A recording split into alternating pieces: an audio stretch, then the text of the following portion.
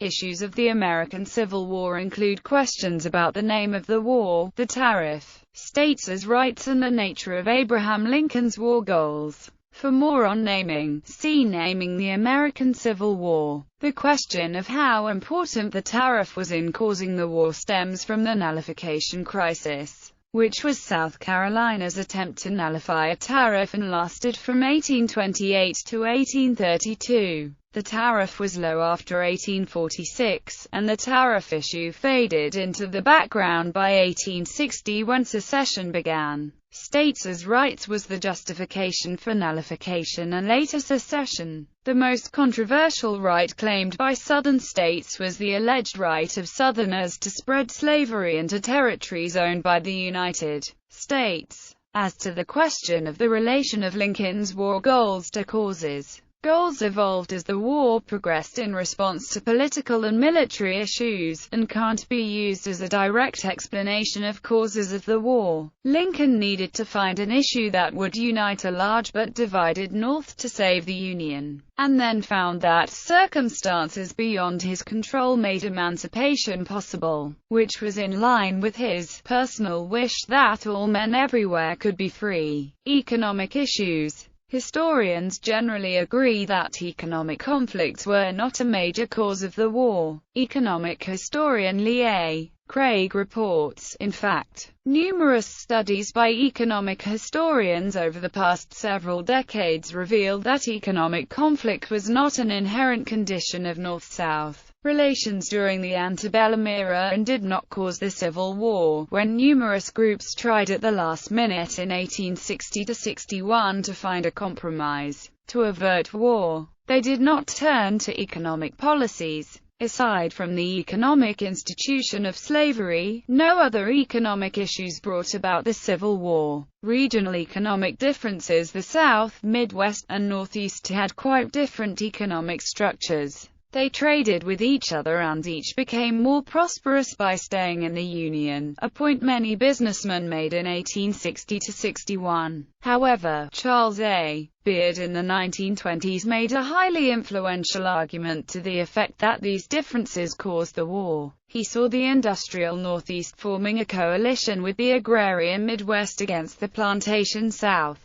Critics pointed out that his image of a unified Northeast was incorrect because the region was highly diverse with many different competing economic interests. In 1860–61, most business interests in the Northeast opposed war. After 1950, only a few mainstream historians accepted the Beard interpretation, though it was accepted by libertarian economists. As historian Kenneth Stamp, who abandoned Beardianism after 1950, sums up the scholarly consensus. Most historians now see no compelling reason why the divergent economies of the North and South should have led to disunion and civil war. Rather, they find stronger practical reasons why the sections, whose economies neatly complemented one another, should have found it advantageous to remain united. Tariffs. The Southerners in Congress set the federal tariffs on imported goods, especially the low tariff rates in 1857. This led to resentment by Northern industrialists.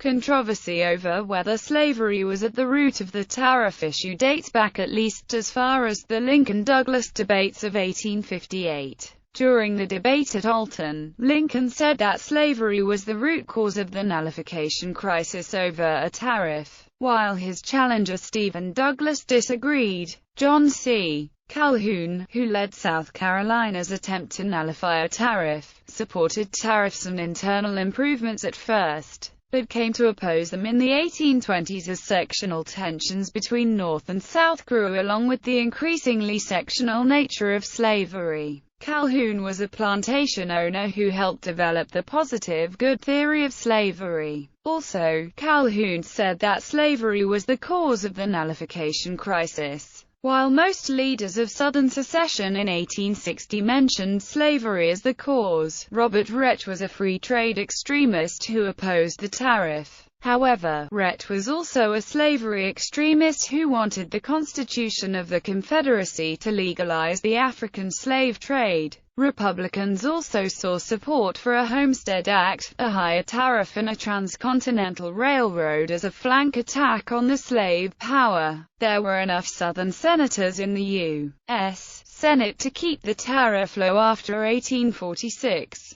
Even when the tariff was higher 3 decades before the war, only South Carolina revolted, and the issue was nullification, not secession. The tariff was much lower by 1861. When the Confederacy was formed, it set a very high 15% tariff on all imports, including imports from the United States. Free labor versus pro-slavery arguments. Historian Eric Fohn has argued that a free labor ideology dominated thinking in the North, which emphasized economic opportunity. By contrast, Southerners described free labor as greasy mechanics, filthy operators, small-fisted farmers, and moonstruck theorists. They strongly opposed the homestead laws that were proposed to give free farms in the West, fearing the small farmers would oppose plantation slavery. Indeed, opposition to homestead laws was far more common in secessionist rhetoric than opposition to tariffs.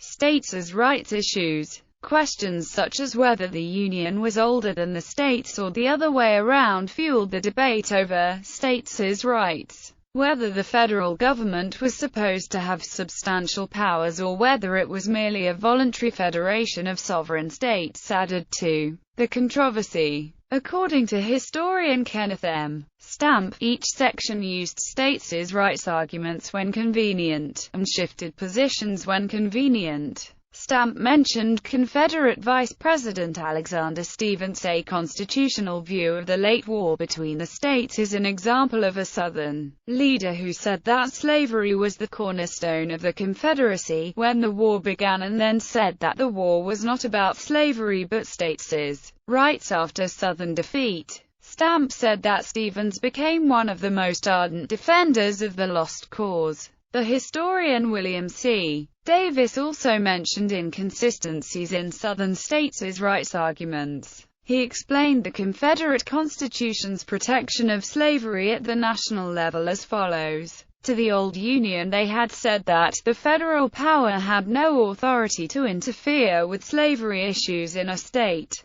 To their new nation they would declare that the state had no power to interfere with the federal protection of slavery. Of all the many testimonials to the fact that slavery, and not states' rights, really lay at the heart of their movement, this was the most eloquent of all. States' rights and slavery in the territories. The states' rights debate cut across the issues. Southerners argued that the federal government was strictly limited and could not abridge the rights of states as reserved in the 10th Amendment, and so had no power to prevent slaves from being carried into new territories. States' rights advocates also cited the Fugitive Slave Clause to demand federal jurisdiction over slaves who escaped into the North. Anti-slavery forces took reversed stances on these issues. The Fugitive Slave Clause in the Constitution was the result of compromises between North and South when the Constitution was written. It was later strengthened by the Fugitive Slave Law that was part of the compromises of 1850. The Southern politician and states' rights advocate John C. Calhoun regarded the territories as the common property of sovereign states, and said that Congress was acting merely as the joint agents of the states. States' rights and minority rights. States' rights theories were a response to the fact that the northern population was growing much faster than the population of the South,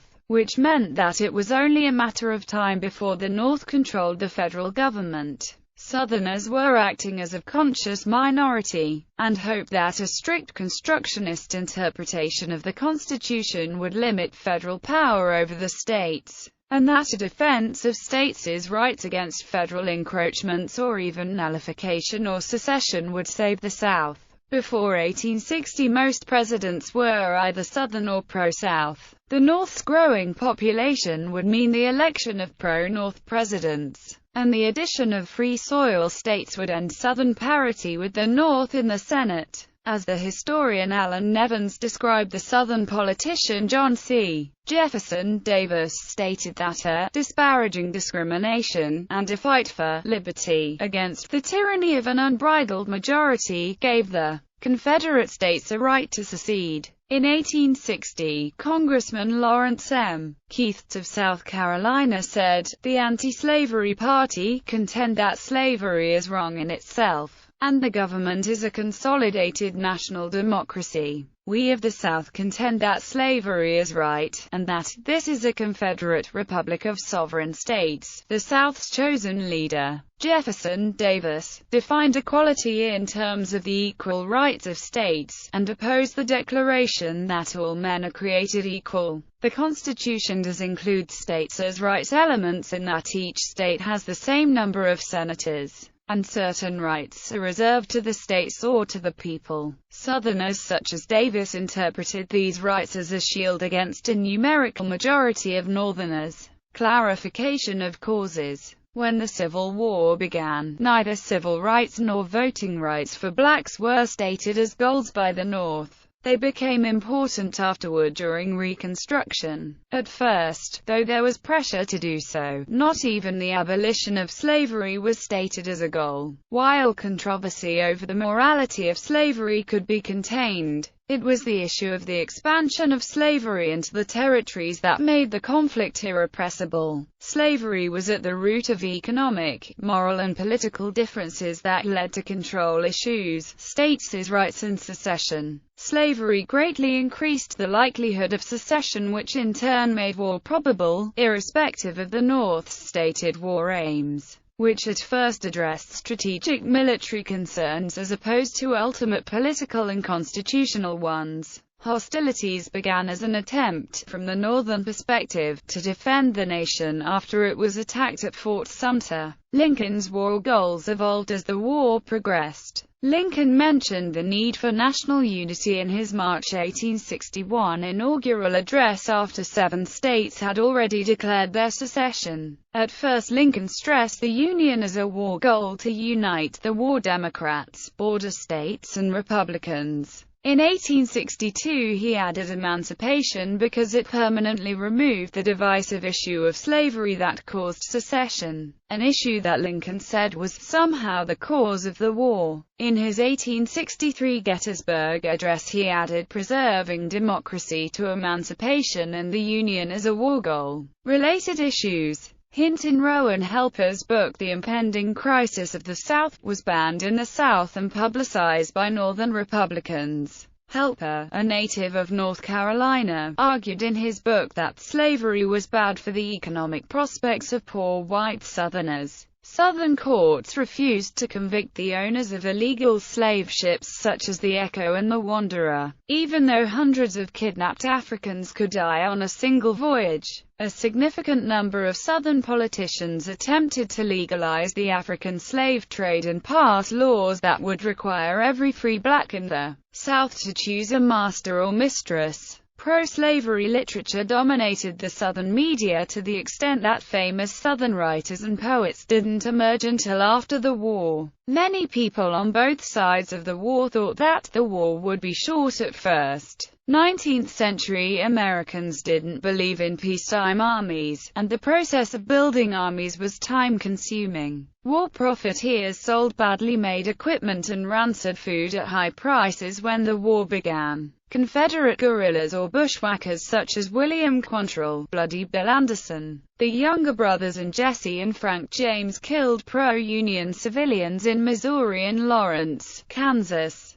There were also attacks on Southern civilians by pro-Union Jayhawkers. The germ theory was rejected by the medical establishment until after the war, and a large number of soldier deaths were caused by this. Army surgeons used the same saw to amputate limbs of different soldiers without cleaning or sterilizing, and, although some anesthesia existed, it was rarely used, and many injured soldiers had to drink liquor or bite leather or a bullet during amputations. The North had its share of problems with desertion, bounty jumpers, and the New York draft riot. The South had even greater problems with desertion, especially during the last 2 years of the war. The vagaries of 19th-century law allowed some to get away with murder, and required the execution of soldiers who fell asleep at their posts or for desertion. Lincoln pardoned many of the latter group of soldiers. Jefferson C. Davis was especially notorious. He shot fellow Union soldier William "Bull" Nelson during an argument,